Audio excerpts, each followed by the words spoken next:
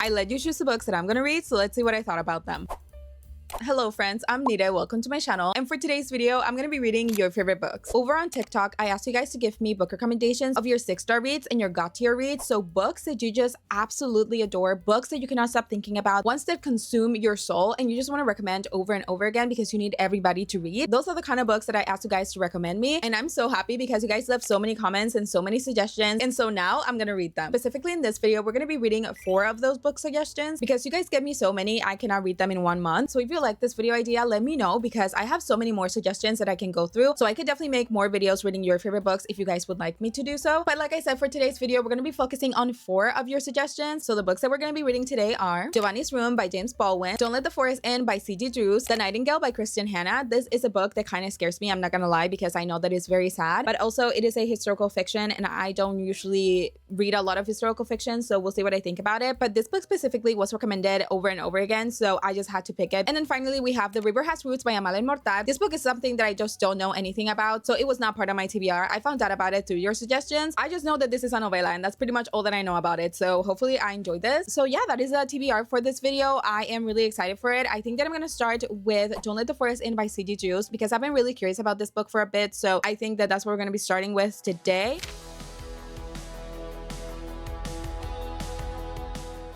Good morning, everyone. Last night, I started reading Don't Let the Forest In by C.G. Drews, and I'm currently 50% into the book. Like, it's reading is so quickly. It is a young adult book, which sometimes I do tend to read young adult books quite quickly, but this one is reading, like, very quickly. I'm 50% into this book already, and I don't even think that I read for that long, but also there's so many things going on in this book, and I pretty much haven't been able to put it down. I do want to give you a little update. I want to tell you what I'm feeling about it, but I also need to get ready because I have a few errands to run, and I thought that I could do them at the same time, so I am gonna get ready with you guys while I talk to you about the book because there's many things to say about this book because there's so many things going on. Like I said, started the book last night and there's so many things going on in this book, which makes me think that the last 50% that we have in this book is going to be chaotic. So many things are going to happen. I mean, quite a few things have already happened, but we're still very much in the dark with a lot of the mysteries that are going on. By the way, if you see me looking down, my mirror is like right here, but I don't think I ever talked to you about what this book was about, and if I did, I probably did not do a good job describing it because, like I said multiple times, I do not know what my books are about before I pick them up. I have a very vague understanding of what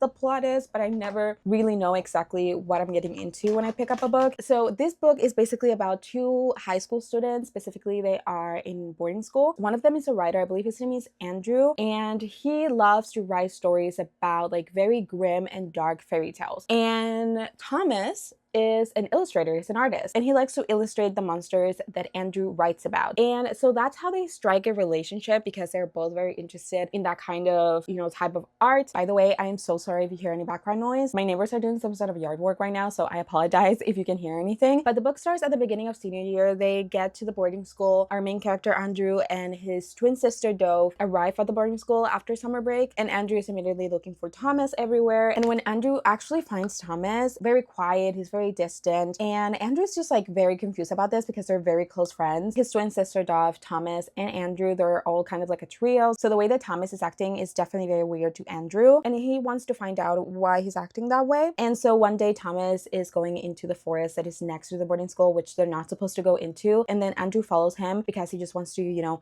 finally get to the bottom of this. He wants to know why he's acting this way, and while he's there he actually encounters a monster, and not just any monster, but one that is part of his stories and one that Thomas had illustrated for him. So they quickly find out that actually Thomas's drawings are coming to life, and because Thomas usually only draws monsters, it is not the best situation, so they have to fight up those monsters so they don't go into the school and kill everybody basically. So that is like the basic main plot of this book, but there's like 2 other things going on. There's like a very big secret that we as a reader don't know about yet. There is something that happened to Andrew apparently. We don't know what happened, but I can assume it's something very, very bad because people, like the other students, go up to Andrew and they're like, oh my god, I cannot believe you're here. I would not have come back to school after that, but we just don't know what happened. There's also like a missing person / murder case going on, which is also another mystery that is going on in this book. I am most definitely very interested. However, I'm not really sure what I think about the book so far because yes, I am interested and I'm very much like wanting to find out what's going on, but also I'm not like super duper invested in the characters or anything like that. As of right now, it is definitely a very solid 3-star. I am having a good time with it. But if the book were to end right now, it wouldn't be too memorable. Like, it's not a book that I would think about often or anything. So definitely the last 50% of this book is going to determine my final rating. But I definitely think that the last 50% of this book definitely does have the potential to make this book a 4-star for me, because again, as I said, there's so many things going on. There's so many things that we haven't still figured out fully yet. So I could be very much surprised about the reveals, and it could make me bump it up to a 4-star. So let's hope that it happens that way, and I come back to you in a later update and tell you how much I love this. But as of right now, like I said, I am having a good time with it. I am enjoying my time while reading it. All right, so I'm done getting ready. It is time for me to go out and run my errands. I'm going to try and listen to a little bit of the audiobook while I'm out, so hopefully I can get a little bit farther into the book, and I'll let you know about any updates. I am very hopeful that I'm going to really enjoy the second half of this book, so let's hope that I at least give this book a 4-star. All right, so I have to go now, so I'll make sure to keep you updated.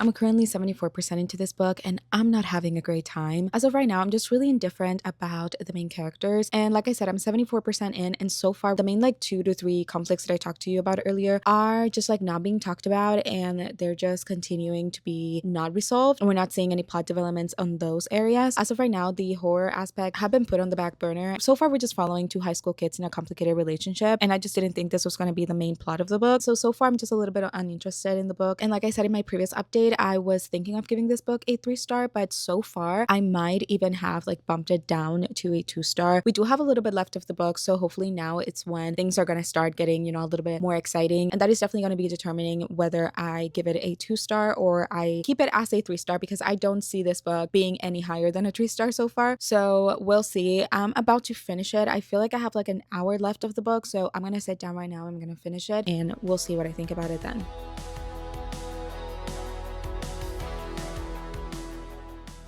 A big reveal just happened. I was not expecting that whatsoever. Looking back now at the book, knowing what I know, I can see it is kind of making sense a little bit. The chapter that I'm about to start is a flashback, so I'm guessing we're finally going to get answers to everything that's been going on, especially that big secret that I told you about that everybody in this book was mentioning, but we just didn't know what it was about. I think that is finally going to be explained, so I'm going to go read this because I'm very curious as to what is actually going on. I'm still not sure if I'm going to keep this book at a 3-star. I definitely am very interested in the story. That is something that I cannot take away from it, because it definitely does have a very interesting plot. So let's hope that I can finally figure out what has been going on.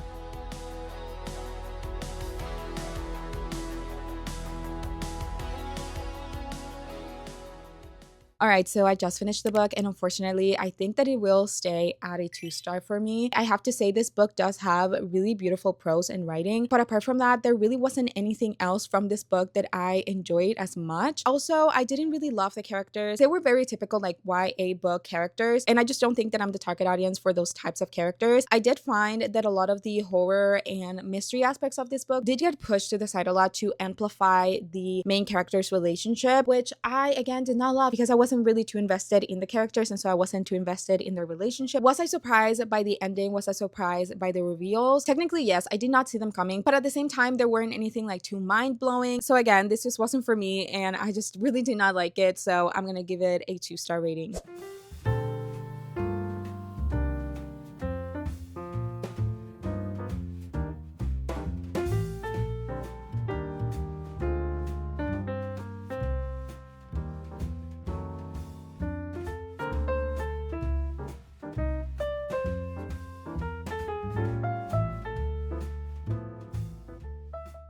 I'm at page 52, and so far I'm really enjoying this book. It feels very much like a fairy tale. We're following 2 sisters, Isabel and Esther, and they're from this town that is bordering with a fairy world, and I'm really liking Isabel's and Esther's relationship. They love each other so much, and I always love to see supporting and loving siblings in books. It just makes me so happy, and I'm just having such a great time with this so far. But the main reason why I decided to update you at this point in time is because something absolutely horrible just happened. I did not see it coming. coming. And don't worry, I'm not gonna spoil anything for you, but it definitely was something that I was not expecting, and it definitely ruined a beautiful moment. So I'm just like brokenhearted right now. Is this book supposed to be sad? Because so far it's definitely playing with my emotions. Okay, so I'm gonna go back to reading because I definitely want to finish this tonight, but I'm so scared. I don't want anything else bad to happen. So let's hope that it just goes up from here. This book is so sad. I'm so sad right now. I was not expecting that this book was gonna be this sad. I mean, I didn't know exactly what it was about, so I really didn't have any expectations going into it. But the beginning of the book definitely gave me like fun, silly fairy tale vibes, and I thought it was just gonna be a beautiful story about two sisters. I mean, it is definitely a story about two sisters. Is it fun? Is it silly? No, it is not. It is definitely very painful. It is very sad.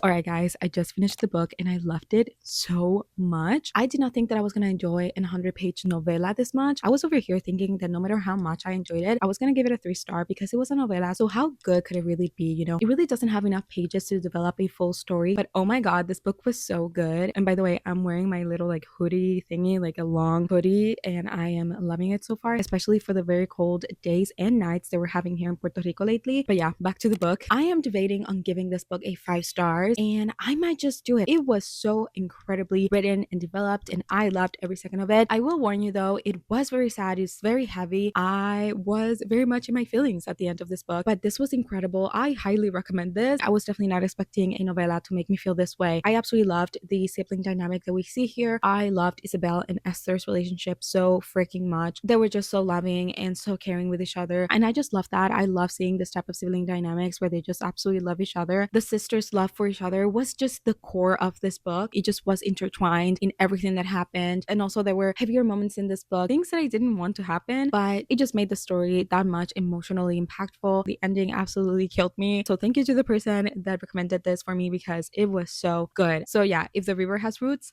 5 stars.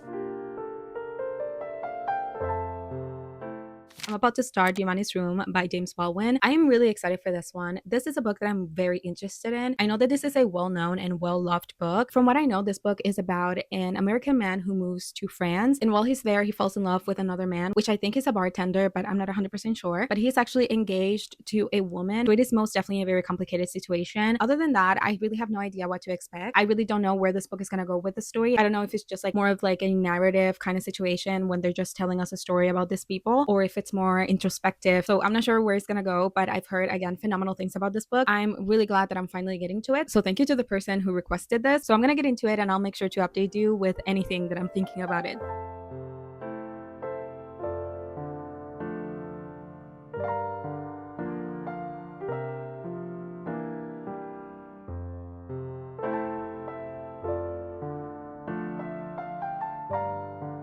I'm only 10 pages in, but I needed to talk to you guys about this book. The writing feels so introspective, so personal. Like I'm really feeling like we are in our main character's brain. Really nothing big has happened yet. We're literally just in the beginning parts of the story. We're getting to know our character, a little bit of his past, and it looks like we're going to be exploring a lot of themes of self-identity, self-acceptance, and also it looks like our main character is battling with internalized homophobia, which I'm guessing it is going to impact a lot of the decisions that he's going to make throughout the book. Just by the 10 pages that I read, I have a small little feeling that this book is definitely gonna hit hard, especially as a queer person myself. Still, I'm very curious to see what, you know, the author does with the story and how the story will develop. But I'm not gonna lie to you, I am slightly nervous. I feel like this book is definitely going to be an emotional ride. So let's continue reading.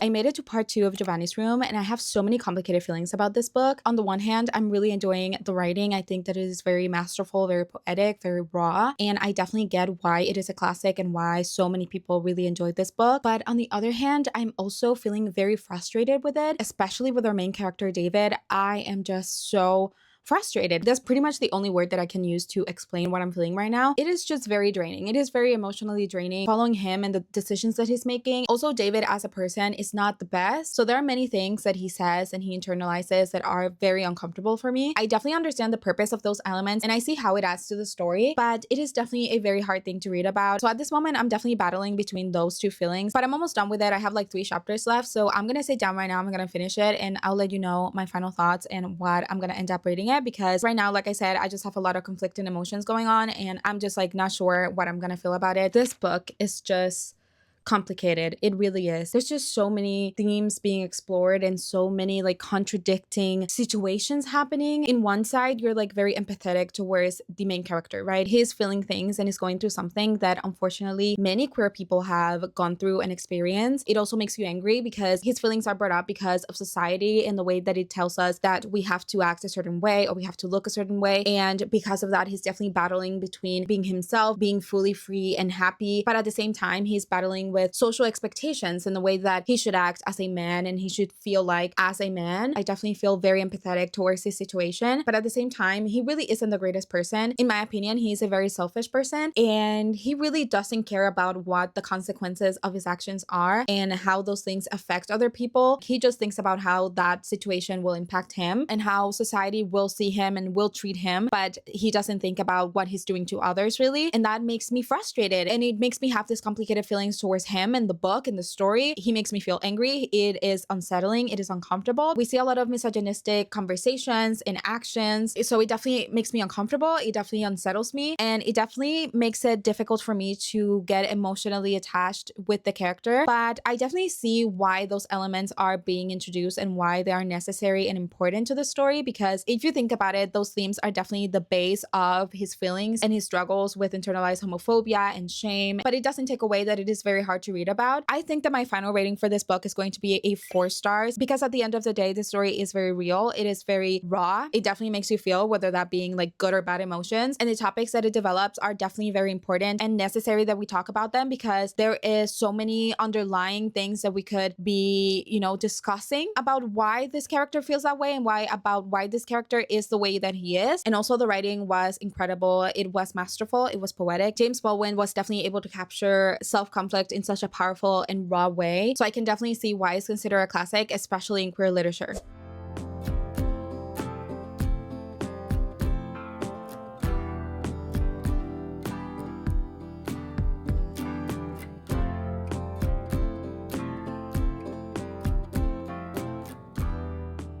It is time to start reading The Nightingale by Kristin Hanna, and I'm not gonna lie, I am a little bit scared because I just constantly hear about how devastating this book is. I'm just so scared that it's gonna be one of those books that just absolutely emotionally destroys you. I don't know much about what this book is about. I know that it takes place during World War II. I don't know anything else about it. I don't know what like the main plot of it is or, the characters that we're following. I don't know anything about it. So I really don't know what to expect, at least plot-wise. Even though I'm a little bit nervous, I'm also excited to read it because I've heard like nothing but amazing things about this book from every single person that has ever read it, really. Like every single book community in every single social media there is always talks about this book very highly. So I'm also like really excited to finally read it and find out why it's so popular so I don't feel left out, because right now I definitely feel left out every single time that people mention this author or this book specifically. I just don't know why they feel so strongly about it. So let's just hope that I also really enjoy it. I just made it to page 272, chapter 24 of The Nightingale by Kristin Hanna. So I thought that I should update you because I am quite a bit into this book. I'm almost done with it. I have like 100 and something pages to go before I finish it. So I'm definitely planning on finishing this book today. So I wanted to give you an update. So far, I'm really enjoying this book, which I am so happy to say because I did not have a lot of expectations going into this because, like I said, I didn't know much about it. I knew the basics of it and I knew that a lot of people really enjoyed it, but I really didn't know what this book was fully about and I didn't know,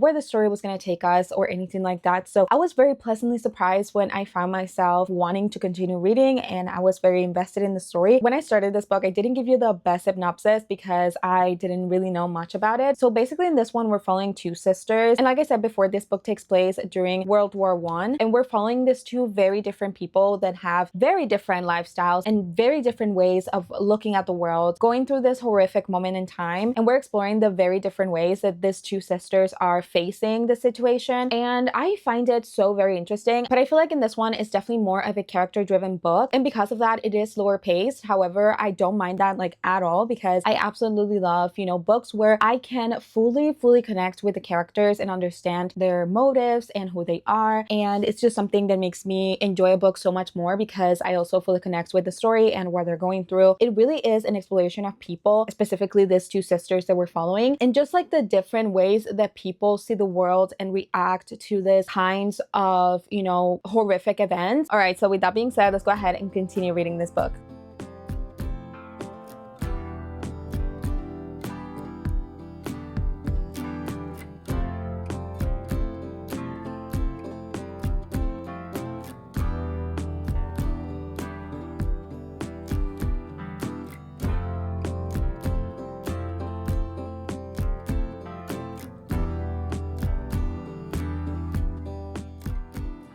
Alright, so I just finished The Nightingale by Kristen Hanna, and I think I'm gonna end up giving this book a 4-star rating. I really did enjoy this book, especially I really like the characters. Like I said before, this book is basically about the characters. It is very character driven, so we really get to know each of the sisters that we follow, and so I was definitely very much emotionally attached to them. I really like that this book highlighted the importance of women during the war and the significant role they played. The 2 sisters that we follow are very different. They take on different responsibilities and they feel differently about the world and how things should be, and they also decide to confront this horrific situation in very different ways. And I really liked how this book highlighted both of those stories, how important and how significant those 2 stories were in their own separate ways. The only reason why I ended up giving this book a 4-star and not a 5-star is because I feel like the ending was a little bit rushed. This book is pretty much very slow paced, and so the development of the story is quite slow. However, we don't see that in the ending. I just feel like, yes, even though everything was concluded, I feel like the ending could have been developed so much more. I did get emotional at the ending. This is an emotional book all around. It is a very emotional book. But again, I feel like because it was so rushed, I wasn't able to fully be immersed in it. It could have had a deeper and more lasting impression on me if it was a little bit more developed. But other than that, I highly enjoyed this book. So I'm really glad that I finally was able to get to it, and it's definitely a very solid 4-star. All right, so with that, we have come to the end of the video. I hope you enjoyed it. I hope you had a fun time coming along with me while I read your suggestions. This was very much fun for me. I really do love reading people's favorite books. I actually have a series over on my TikTok where I read and review your favorite books. So if you're interested in short form content and it's something that you would like to check out, I will leave a link of the first episode in that series in the description. So again, if you want to, go ahead and check that out. And of course, don't forget to leave a follow if you do end up enjoying it. Also, if you have not done so already, don't forget to subscribe. I try to upload a bookish video at least once a week. So if that's something that interests you, please don't forget to subscribe, and I'll see you in my next video.